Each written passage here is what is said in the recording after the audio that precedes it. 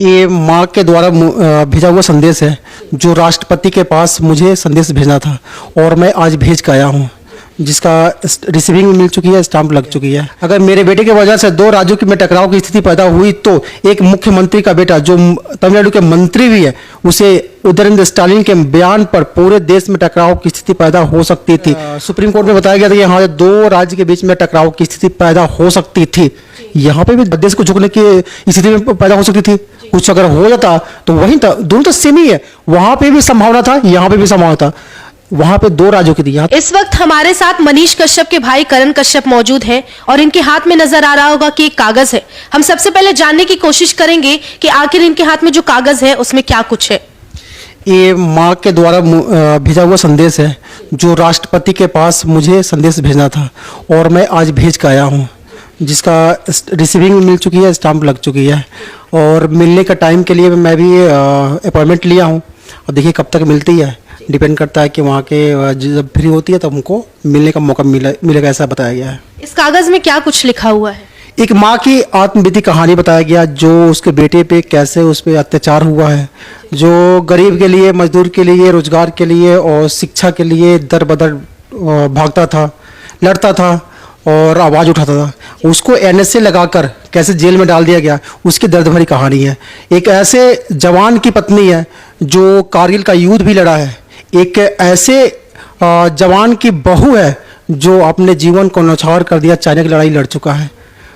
तो ऐसे माँ की लेटर है लेके आया हूँ, राष्ट्रपति के पास लेके गया था और एक्सेप्ट भी कर लिया गया है और मिलने का टाइम भी हो सकता है कि कुछ दिन में मिलेगा। आपको दिखाना चाहेंगे कि इसमें विषय में लिखा हुआ है कि तमिलनाडु के उदयनिधि और साथ में बिहार के बेटे मनीष कश्यप, जिन पर लगा हुआ है इस समय ऐसे, उसके संदर्भ में ये वहां लेकर पहुंचे थे लेटर। इनकी मांग है, लेकिन वो किस मुद्दे को लेकर मांग किया जा रहा है? एक चीज तो साफ नजर आ रहा है, एनएसए हटाने को लेकर मनीष कश्यप पे। दूसरा मुद्दा जो इसमें स्टालिन के बेटे के लिए लिखा है वो क्या है? देखिए, मैं पढ़ के बताता हूँ। सेवा में महामहिम राष्ट्रपति महोदया श्रीमती द्रौपदी मुर्मू जी, भारत सरकार। विषय तमिलनाडु के मुख्यमंत्री उदयनिधि स्टालिन और बिहार के पत्रकार मनीष कश्यप के संबंध में।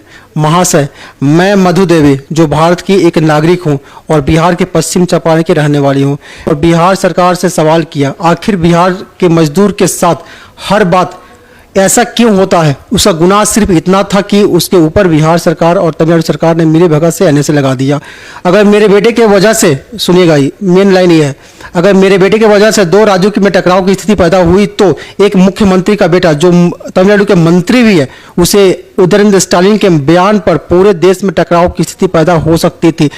आज भी आप लोग देखते रहे कि हाँ, जो हर मीडिया में जब भी आप टीवी खोलते हैं, न्यूज़ चैनल खोलते हैं लोग, तो आप एक ही आपको समाचार मिलेगा, बस यही, इसी पे। और हम लोग डिजिटल, इस बार डिजिटल मीडिया हो, प्रिंट मीडिया हो, चाहे इलेक्ट्रॉनिक मीडिया हो, सारे मीडिया मिलकर सिर्फ यही खबर चला रहे हैं, लेकिन फिर भी कोई कार्रवाई नहीं हुई है। माँ फिर आगे लिखती है, उदयनिधि स्टालिन के बयान पर पूरे देश में टकराव की स्थिति पैदा हो सकती थी, फिर उन पर एनएसए लगाकर जेल में क्यों नहीं डाला जा रहा था?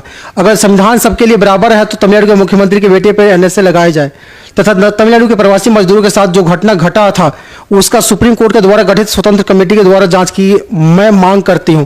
मैं ज़्यादा पढ़ी लिखी नहीं हूं, लेकिन एक फौजी की पत्नी और एक बहादुर बेटे की मां हूं।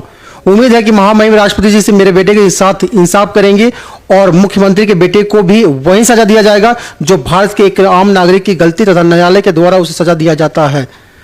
अब जो मेरा अगला सवाल होगा वो मनीष कश्यप के भाई से नहीं बल्कि भारत के एक जागरूक नागरिक से है कि कभी भी कोई नेता या मंत्री जो प्रतिष्ठित पद पे हैं, इस तरह से किसी भी धर्म को लेकर अपमानजनक और आपत्तिजनक बात करते हैं, क्या उनका इस तरह से बयान देना सही है या नहीं? बिल्कुल नहीं है। अगर सुप्रीम कोर्ट में बताया गया था कि हाँ, दो राज्य के बीच में टकराव की स्थिति पैदा हो सकती थी, यहाँ पे भी देश को झुकने की स्थिति में पैदा हो सकती थी। कुछ अगर हो जाता तो वहीं था, दोनों तो सेम ही है। वहां पे भी संभावना था, यहाँ पे भी संभावना था। वहां पे दो राज्यों की थी, यहाँ तो पूरे देश की बात है, तो इन पे एनएसए क्यों नहीं लगाया जाता है? हम, मेरा वही कहना है कि यहाँ जब बड़े लोग के लिए कानून अलग है। अगर ये चीज, एक घटना पे अगर आप कुछ कार्रवाई नहीं होती है तो कानून के उस पन्ने को फाड़ दीजिए, उस शिक्षा के मंदिर में से पन्ने को फाड़ दीजिए जो लिखा जाता है कि कानून सबके लिए समान है। समान है ही नहीं। एक पे एनएसए लगा दिया गया, मल्टीपल जगह पे, मल्टीपल प्लेस पे आपने एफआईआर भी कर दिया। बिहार में एफआईआर किए, तमिलनाडु में एफआईआर किए, जबकि वो कस्टडी में था। फिर भी एफआईआर आप लोगों ने किया, लेकिन एक ऐसे जो मंत्री और मुख्यमंत्री के बेटे हैं वो इतने मैंने ऐसे सनातन धर्म पे बोलते हैं जो 100 करोड़ की आबादी है इस देश में। अगर कुछ होती तो इसका भरपाई कोई भी नहीं कर सकता, कोई भी।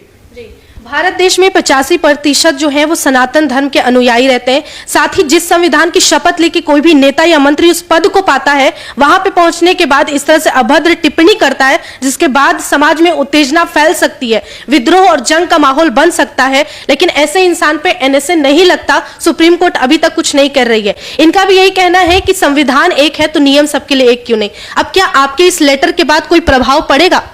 देखिए, अगर मिलने का समय मिल गया तो इस बातों को हम लोग मौखिक रूप से भी उनको बताएंगे, फिजिकली जाएंगे और मैं और मेरी माँ जाएंगे और बताएंगे लोग। हो सकता है कि हाँ जो एक जिम्मेदार माँ, वो भी एक राष्ट्रपति भी है और एक माँ के दर्द को शायद एक माँ समझ जाए और उन पे भी वो जो मेरे भाई पे कार्रवाई हुई है उन पे भी वही कार्रवाई हो। मैं भी कोर्ट में जा रहा हूँ, वो भी कोर्ट में आए। अब डिपेंड करता है जज साहब सही है गलत है वो निर्णय लेंगे, लेकिन हाँ लेकिन कानून जो है सबके लिए समान होना चाहिए। हाल ही में आपकी आखिरी मुलाकात मनीष कश्यप से कब हुई और क्या बातचीत हुई? मंडे को हुई थी और मैंने इस घटना को बताया था कि ऐसी घटना हुई है, तो उन्होंने बताया कि हाँ जब एक बार आप इस चीज़ को आप मुख्यमंत्री को बताए, राष्ट्रपति से मिलिए। तो मैं बोला कि हाँ पूरा देश जानता है इस घटना को, हर मीडिया, हर प्रिंट मीडिया, डिजिटल मीडिया और इलेक्ट्रॉनिक मीडिया में चल रही है, सारा देश जानता है, लेकिन अभी तक कोई कार्रवाई नहीं हुई है। ये दुर्भाग्य की बात है और दुर्भाग्य की बात ये भी है कि अभी भी उस बयान को लेकर वो अपने स्टैंड पे खड़े हैं। आप जब मनीष कश्यप से मिले, ये मामला जब उनके सामने आया, उनके अंदर का एक पत्रकार जागा होगा, इस मुद्दे पर उन्होंने क्या कहा उदयनिधि के बयान पर? बस निराशा था कि हाँ जो उनको उसको भी लगा कि हाँ जो कानून सबके लिए एक नहीं है, ऐसा उसके मन में उसके चेहरे से भाव से लगा कि हाँ कानून उसके सबके लिए एक नहीं है। मेरे लिए एक मुझे मेरे परिवार को दर बदर ठोकर खाने पे मजबूर हुआ। दोस्त हो, रिलेटिव हो, परिवार हो, सब भागते गए, सब भागते गए, सारे काम छोड़ के मेरे पीछे भागते गए।